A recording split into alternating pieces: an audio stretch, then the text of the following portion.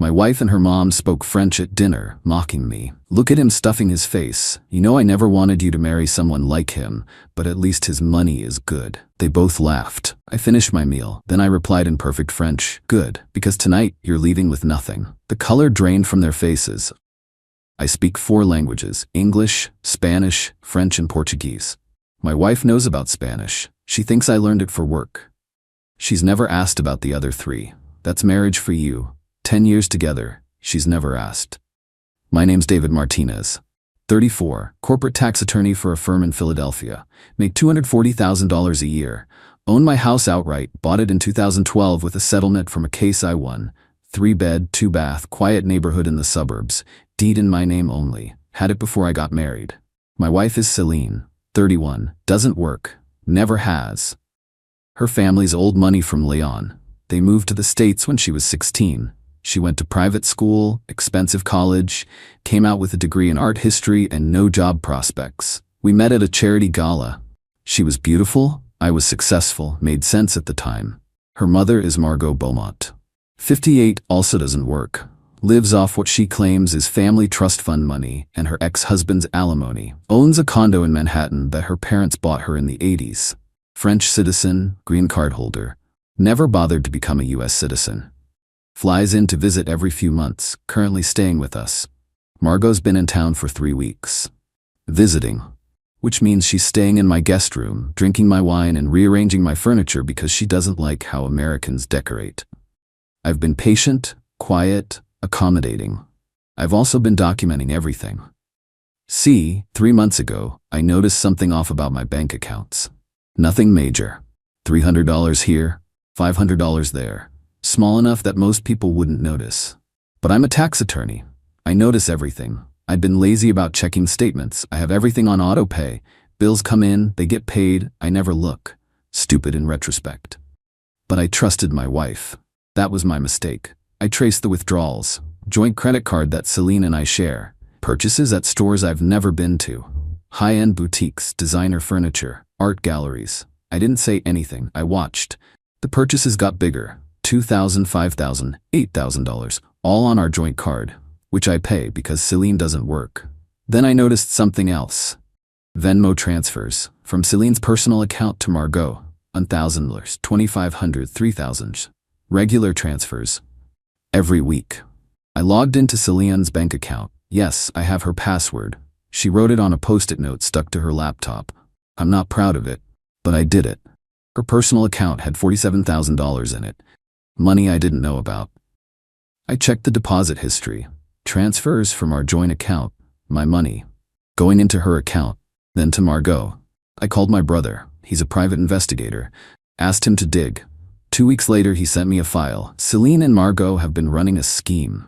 Small scale, but consistent. Celine takes money from our joint account. Transfers it to her personal account. Keeps some for herself. That's the $47,000 sitting there. Then transfers the rest to Margot. Margot uses it to maintain her lifestyle, the condo fees, the car payments, the shopping. But here's the kicker. Margot's trust fund dried up 8 years ago. She's been lying. The family money is gone. She's been living off Celine, and Celine's been living off me. $130,000 over 3 years. That's what my brother estimated. $65,000 went directly to Margot via electronic transfers to her account in New York. The other $65,000 Celine kept, $47,000 still sitting in her personal account, another $18,000 she'd already spent on luxury purchases, spa days, expensive dinners with friends. All my money. I consulted 3 divorce attorneys, all said the same thing. Document everything. Build an airtight case, then file. I could sue for the money back. I could get an annulment based on fraud. I could make sure Celine gets nothing in the divorce. But I needed leverage, I needed proof, I needed them to incriminate themselves, so I waited. Last Monday, Margot announced she's staying another month. The weather is so dreary in New York right now, Sherry, I simply must stay longer. I smiled, said of course, offered to cook dinner Friday night. Celine looked surprised. I don't usually cook when Margot's here. I usually order expensive takeout and sit quietly while they talk about French cinema and criticize American culture. But Friday I cooked beef bourguignon from scratch. Learned the recipe from a French chef I worked with on a case years ago. Takes 6 hours. I spent all afternoon in the kitchen. The cameras I'd hidden when Margot first arrived 3 weeks ago had captured plenty. Small cameras in the smoke detector, the bookshelf, the living room lamp. Audio and video. Every conversation, every insult. Everything I needed. I made sure my brother was waiting outside. And my divorce attorney was on standby.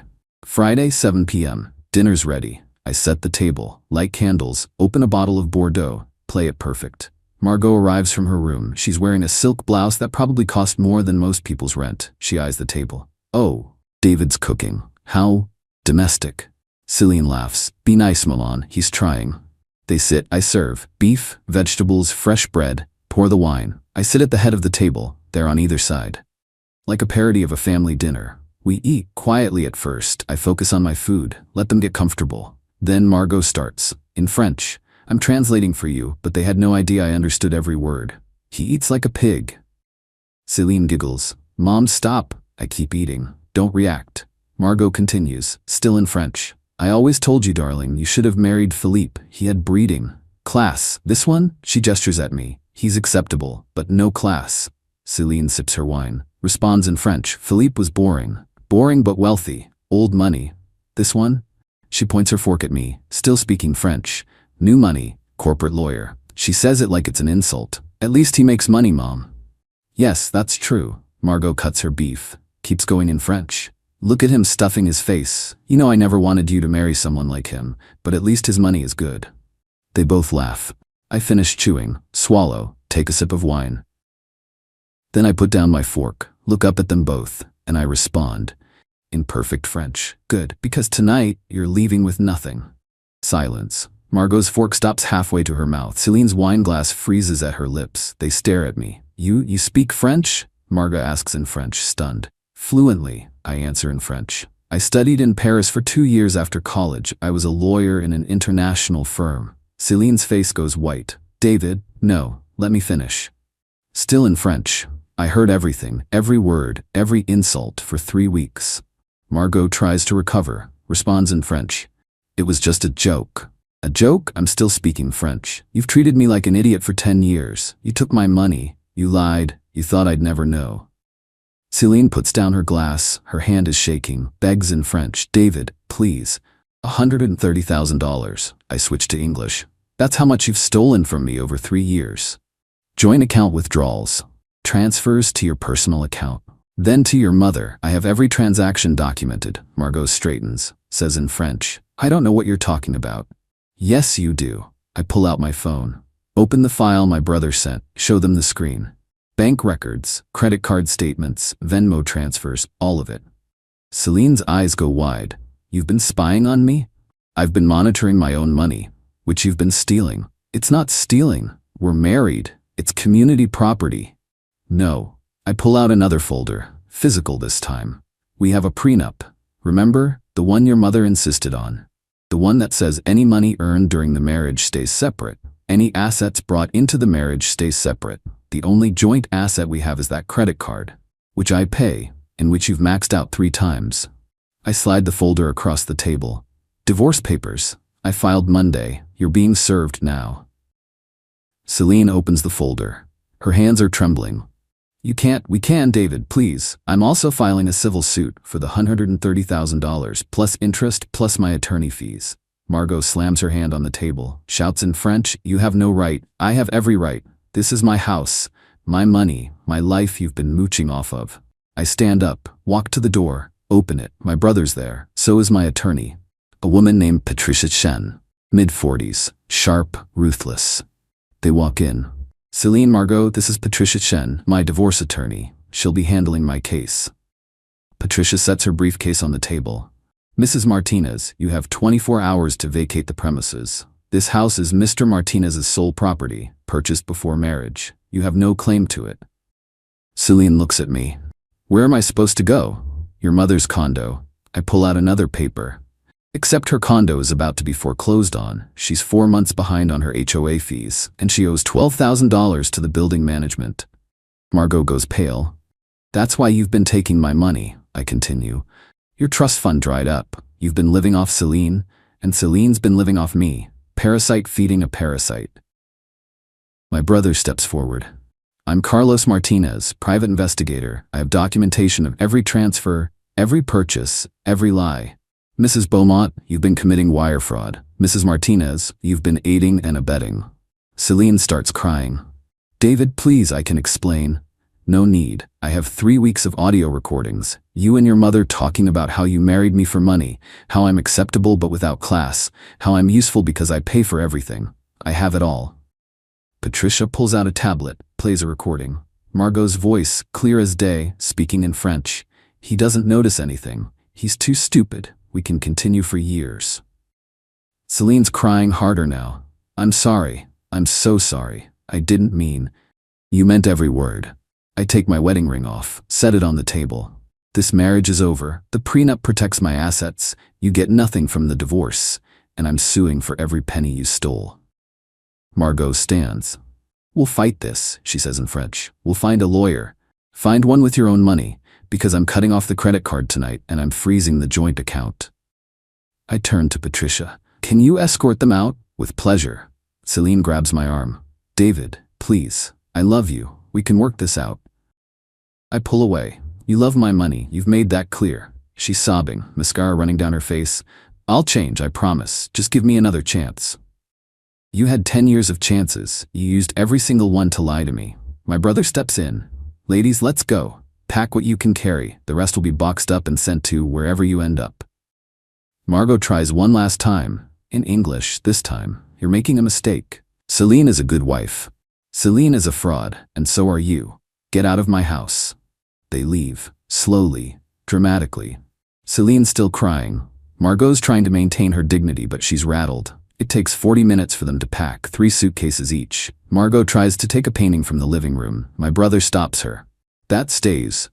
It's a family heirloom, she protests in French. It's a print from Home Goods. I bought it last year, $89. She puts it back. Finally, they're at the door. Celine looks at me one last time. I never meant to hurt you. You meant to use me. That's worse. They leave. Carlos follows them to make sure they actually go. Patricia closes the door. Turns to me. That went better than expected. They incriminated themselves perfectly. The recordings are solid. The bank records are airtight. You'll win the civil suit, probably recover most of the money minus legal fees. What about criminal charges? Wire fraud is federal. Interstate transfers from Pennsylvania to New York, electronic bank transfers, clear documentation. If you want to pursue it, you can. The DA might take it because you have recordings and bank records. It's an easy win for them, but it'll take time. Civil is faster, and you'll get your money back either way. I'll think about it. She packs up her briefcase. I'll file the divorce petition on Monday. With the prenup and the evidence of fraud, this should be straightforward. You'll be divorced in 6 months, maybe less. Good. She leaves. I'm alone. The house is quiet. The candles are still burning. The beef bourguignon is cold. I sit back down at the table. Pour myself another glass of wine. Look at the ring I took off. 10 years. Wasted on someone who saw me as a wallet. My phone buzzes. Carlos, they went to a hotel. Margot tried to use her credit card. Declined. They're fighting in the lobby. I smile. Text back. Perfect. I finish my wine. Blow out the candles. Clean up the kitchen. Monday comes. Patricia files the divorce petition. Serves Celine at her hotel. She tries to call me. I don't answer. She tries to come to the house. I've changed the locks. She emails, David, please, we need to talk. I'll go to therapy. I'll get a job. I'll do anything. I don't respond. Tuesday. Margot calls from a blocked number. I answer. You're ruining my daughter's life. She ruined it herself. She made mistakes. Everyone makes mistakes. She stole $130,000 from me. That's not a mistake. That's theft. It's community property. Read the prenup. Goodbye, Margot. I hang up. Block the number. Wednesday. Patricia calls. They hired a lawyer, some guy named Richard Donovan, 4th-tier ambulance chaser. He sent a demand letter. They want $50,000 as a settlement. For what? Emotional distress and unjust enrichment. He's claiming you benefited from Celine's domestic labor for 10 years and she's owed compensation. That's absurd. It is, I'll respond, but this might drag out longer than I thought. Donovan likes to file motions, lots of them. It'll be annoying. Bill them for your time. I will.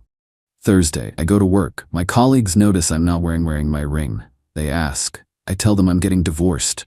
They're sympathetic, offer to take me out for drinks. I decline. I don't need sympathy.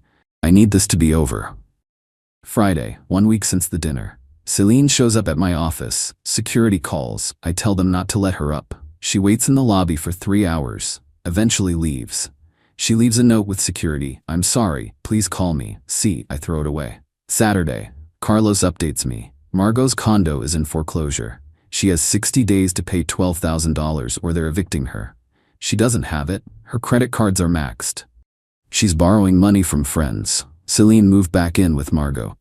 They're sharing the condo, fighting constantly. The neighbors have complained about the noise twice. I don't feel bad. I feel vindicated.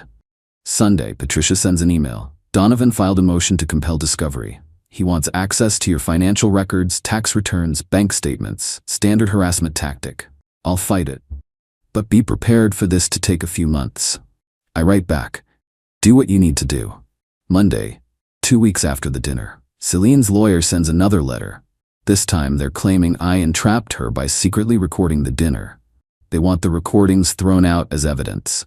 Patricia responds, recording in your own home is legal, especially when discussing fraudulent activity. Motion denied. Tuesday, I get a call from Celine's brother. Laurent, he lives in Paris, runs a hotel there. I've met him twice. David, what happened? Celine is devastated. Ask her. She says you kicked her out for no reason, that you're being cruel. She stole from me, Laurent, $130,000 over 3 years, she and your mother. Silence. Are you serious? I have bank records, I'm suing them both. Murd. Shit, I knew Maman was having money problems, but I didn't know. Your sister's been funneling money to her. My money, behind my back. I'm sorry, David, I didn't know. If I had. It's not your fault, but your sister and your mother lied to me for years. I'm done. I understand. Good luck. He hangs up. Doesn't call again. Wednesday, 3 weeks after the dinner, the civil suit moves forward. Patricia files the complaint. $130,000 plus interest, plus attorney fees, plus court costs.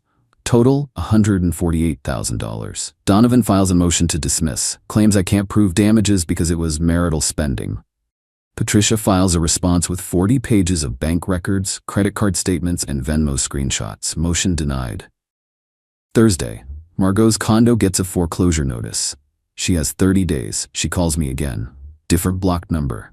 David, please. I made a mistake. Celine made a mistake, but you can't leave us homeless. I'm not leaving you homeless. You're making yourselves homeless by not paying your bills. I don't have any money. That's not my problem. You're heartless. I'm practical. You spent years calling me classless. Now you know what class really looks like. Goodbye. I hang up. Friday, 1 month after the dinner. Divorce is moving forward. Celine's lawyer tries to claim she's entitled to spousal support. Patricia laughs. She never worked, never contributed financially. The prenup is clear. No alimony. Donovan files another motion. Patricia fights it. Judge sides with me. Saturday. I'm cleaning out the guest room. Margot's stuff is still there. Clothes, jewelry, books. I box it all up, ship it to her condo, $200 shipping fee. I add it to the civil suit. Sunday. Carlos calls. Margot's leaving the country. She booked a flight to Paris for next week. One-way ticket. She's running? Looks like it. Can we stop her? Not unless she's charged criminally. Civil suit won't keep her in the country. I call Patricia. Margot's fleeing to France. Damn. If she leaves, we can't collect on the judgment. She'll be untouchable.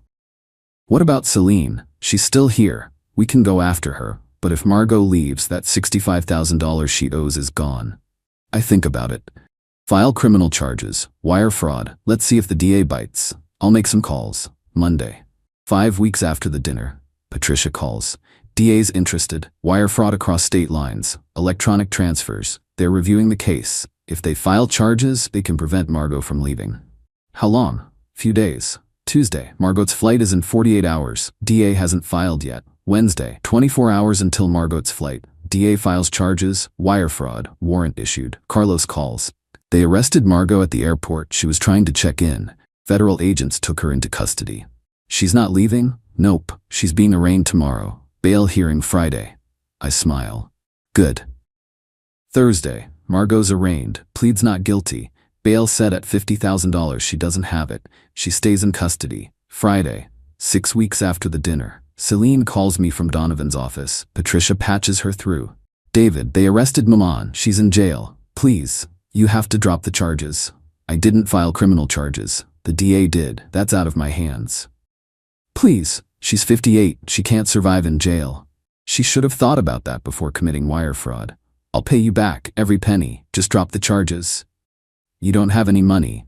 I'll get a job. I'll work. I'll do anything. Should have done that 10 years ago. David, this conversation is over. I hang up. Saturday. Patricia calls. Celine's lawyer wants to settle. They're offering to drop all counterclaims if you drop the civil suit. No, they're desperate. Margot's facing federal charges. Celine's broke. They have no leverage. Then we wait. Let them sweat. Sunday. 7 weeks after the dinner. Margot makes bail. Someone, probably Laurent, wired money from France. She's out but she can't leave the country. Passport surrendered. She moves back into her condo. 21 days until foreclosure. Monday. Divorce mediation. Celine, her lawyer, Patricia, and me. We sit in a conference room. Celine looks terrible, thinner, pale, circles under her eyes. Donovan starts. My client is willing to settle. She'll waive all claims to assets if Mr. Martinez drops the civil suit. My client wants repayment of the funds stolen. There's no proof of theft. We have bank records, recordings, and witness testimony. It's theft. Celine speaks up. David, please, I'm sorry, I'll pay you back. I'll get a job, just give me time. I look at her. Really look at her. 10 years of marriage, reduced to this. How much time? 5 years? 10? You've never worked a day in your life. I'll learn. You're 31 years old. You have an art history degree and no experience. You'll be lucky to make $40,000 a year. It'll take you decades to pay me back. I'll do it, I promise. Patricia leans in. My client is willing to settle. $100,000 paid in full within 90 days. We drop the civil suit. Divorce proceeds uncontested. Donovan, she doesn't have $100,000.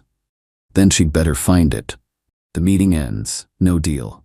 Tuesday, 8 weeks after the dinner. I'm at work. Colleague stops by my office. Hey, isn't your soon-to-be ex-wife Celine Beaumont? Yeah, why? He shows me his phone, LinkedIn profile. Celine Martinez is now Celine Beaumont. She's posted that she's seeking opportunities in art curation and gallery management. Zero experience. Zero connections. She'll never get hired. I go back to work.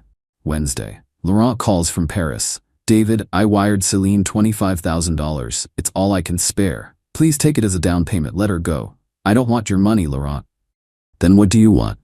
Justice. Your sister stole from me. Your mother stole from me. They lied. They used me. I want them to face consequences. They are facing consequences. Maman's facing federal charges. Celine's broken, unemployed. Isn't that enough? I think about it. No, it's not. You're vindictive. I'm fair. They took $130,000. I want it back. Even if it destroys them, they tried to destroy me. They failed. He hangs up. Thursday, Margot's preliminary hearing. Federal prosecutor lays out the case. Wire fraud, $65,000 transferred over 3 years, electronic records, audio recordings airtight. Margot's federal public defender tries to argue it was a misunderstanding. Judge doesn't buy it. Case moves to trial. Trial date 6 months from now. Friday, 9 weeks after the dinner. Divorce finalized. No contest. Celine signed everything. Prenup holds. I keep the house, my accounts, my assets. She gets nothing. I'm officially single. Patricia calls. Congratulations, you're divorced, and the civil suit is still active. They have 60 days to respond or we get a default judgment. They won't respond. They can't. Then we'll get the judgment and start garnishing wages. She doesn't have wages. She will eventually. We'll wait. Saturday, 10 weeks after the dinner. I'm home, alone. The house is quiet, clean, mine. I pour a glass of wine, the same Bordeaux from that Friday dinner. Sit at the table. My phone buzzes. Text from Celine. I hope you're happy. You destroyed my life. I don't respond. Delete the text, block her number. I finish my wine, go to bed early. Sunday morning I wake up and make coffee. Check my email. Message from Laurent. Celine moved back to France. She's staying with me until she figures things out. Maman's trial is in March. I hope you're satisfied. I am. I close my laptop, go for a run, come back, shower, make breakfast. Life goes on. 3 months later I get a notification. Civil suit default judgment, $148,000 in my favor. Celine never responded. I'll never see that money. She's in France. No extradition for civil judgments, but I don't care. I won. 6 months later, Margot's trial, federal court. She's found guilty, wire fraud, sentenced to 18 months federal prison plus restitution. She serves 10 months, gets deported after release. Green card holders can be deported for fraud convictions. Back to France, banned from re-entering the US. I don't attend the trial. I don't need to. It's over. 1 year after the dinner, I'm sitting in my house, alone. Content. I learned French to impress a girl I dated in college. Spent 2 summers in Paris. Got fluent. Never forgot it. That skill saved me $130,000 and 10 more years of lies.